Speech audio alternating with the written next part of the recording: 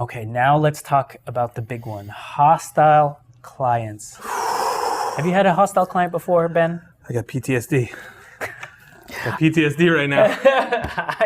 I've had a couple, and it's not fun. This is probably the most challenging to deal with, where somebody who was happy for many, many weeks of the engagement, all of a sudden they flip on you. Yeah, I had this experience back in the day. I was making an e-commerce website. Again, man, I need to stop making websites. All right, so I was making this e-commerce website for a client, and we get to a point and the tensions are high and she just loses it. So we're on the phone, and this is, I'm wearing a button-up shirt. I feel like a professional person, and we're on the phone and she's screaming at me with obscenities. She called me an idiot. I mean, it's God. just, it was horrible. And I got off the phone call and I had no idea what to do. And I was just, I turned into this kind of quiet yes man and then hung up the phone. Let me resolve this story for you in a little bit. Let's go through what Matthew has to say. Cool. So in case that was unclear for you, hostile clients are the ones that become very emotionally charged. And this is getting in the way of being productive for you, your team, and just getting that project moving forward. The emotion is causing everything to come to a halt, right? You just can't get objective anymore. So how do you deal with hostile clients? First, you have to acknowledge and identify the friction. If you feel like they're hostile towards you, there's emotional energy behind this, you have to identify that first. And I'll give you an example in a little bit. Next, you want to be empathetic. You need to be empathetic and figure out how you're going to be helpful in their situation to relieve that pain point from them. The first part is acknowledgement, and this is a little canned response that I put together here. I sense a lot of tension here. Before anything else, I want to ask, is everything okay? So by doing this, we're not making it about the work at all. I'm just focused on you, the client. Because normally you're not like this, Joe. Normally, Joe is very pleasant. But here, I feel like all of a sudden, Joe is charged. And I want to figure out what the heck is wrong with that. So I want to acknowledge that. And this takes a little bit of reading. You don't want to assume or project an emotion on that person. But the thing is, you just have to read their body language, their voice, their tone. And what you'll figure is when you ask something like this, you might realize that the emotion behind that person's tone really has nothing to do with you at all. A lot of the instances, they're just dealing with something at work. Oh, yeah. Sometimes they just have tons and tons of stuff on their plate. Right. And because now they have to give you feedback on something else, it's another thing on their plate.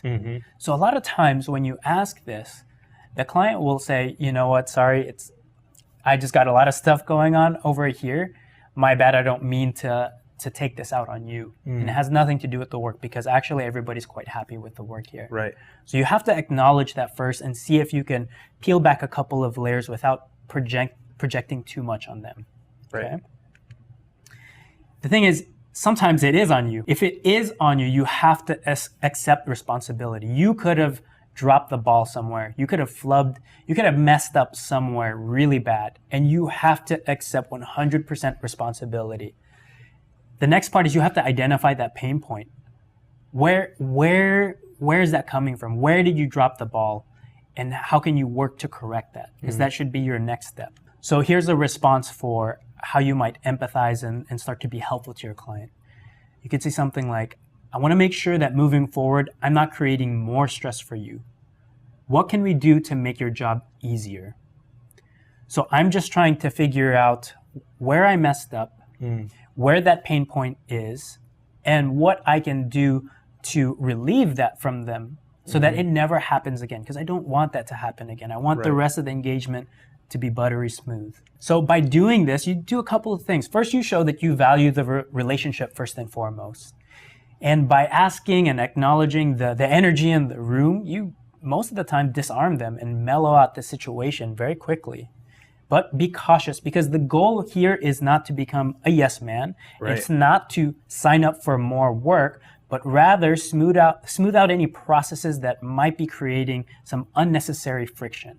Right. Sometimes it's on them, and sometimes it is on you. And for those situations, you just have to learn how to smooth that out and identify those.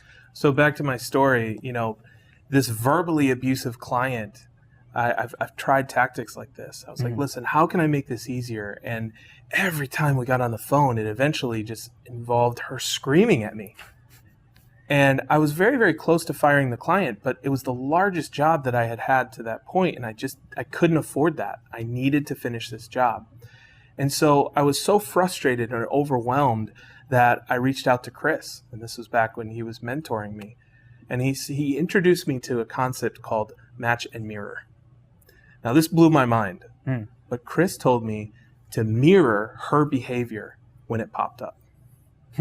So the next phone call, we get on, we start disagreeing about something, and she starts screaming at me. So you know what I did? Did you scream back at her? I screamed right back at her. Whoa. And I was so scared. I was so nervous. But what I found out was that she responded to that very, very well. Oh. And it just so happened that she was from a part of the world, and her family was, I don't know what the background was, but this was how they communicated. Oh, wow. And so what I received as hostile aggression, she wondered why I wasn't holding my ground. I see. And so because I matched and mirrored her behavior, we were able to work through it and get to the end of the project. And then I, never want to work with her again. But we got to the end. Right. So it was just cultural differences at that point. It's just how you guys communicate. Yep. And that's a good extra tip to add in there. Sometimes it's neither of your guys' fault. It's just you guys don't communicate in the same wavelength, the same way. Right. Right. But Ben alluded this a little bit. If all else fails, you can fire your client. It doesn't matter how much money in the world these people are paying you. If it's stressing you out, if it's bringing down your team, if you guys are constantly working overtime and it's just destroying your company culture, you can fire your client and walk away. And we've had to do that before. I don't know if you've ever had to do that and fire clients. And sometimes it's just, this is your trump card. This is the very last thing that you want to do. But if all else fails, sometimes you just got to walk away. And to be honest, guys, it is the most nerve-wracking thing to do until it happens, and then walking away feels amazing. Right. Because you're suddenly free. And like Matthew said, it's the ultimate trump card. No client expects to be let go. Right. And so when that conversation comes up, a lot of times you'll see some backtracking. Right. It's like, no, wait, we do want to work with you. No, my bad. Yeah. Right. But this is your, if everything else fails, you land on this. That's right.